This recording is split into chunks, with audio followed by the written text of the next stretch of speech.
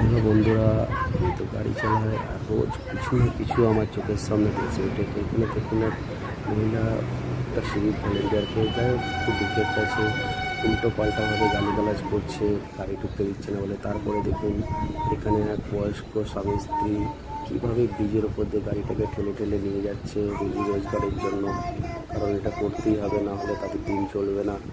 ঠিক আছে বন্ধুরা, তারপরে আরও কিছু আমি দেখে যেমন হাওড়াতে দেখুন এই ভাইয়ের একটা হাত নেই, মহিলাকে যিনি খাবার দিচ্ছে তিনিও খুব মানে যাকে বলে উপরওয়ালা তিনি এখানে কয়েকটা গরিব মানুষকে খাবার দিয়ে গেছে। প্লাস এখানে দেখুন এই মাকে দেখুন একটি ছেলে আর একটি মেয়ে যে স্বাভাবিকভাবে অক্ষম, তাকে নিয়ে কীভাবে হাওড়াকে মানে ভিক্ষে করছে।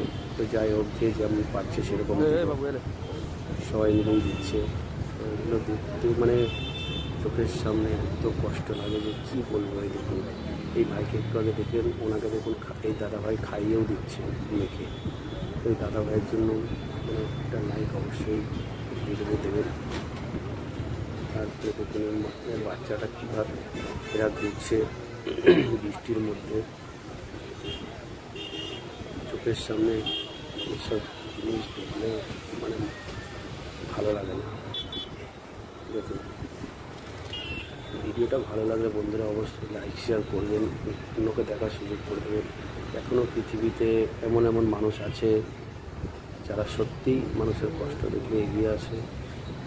দেখুন বাচ্চাটিকে মা কীভাবে নিয়ে তাদের করছে, বৃষ্টি বাদলের দিনেও জানি না কোথা থেকে এসছে।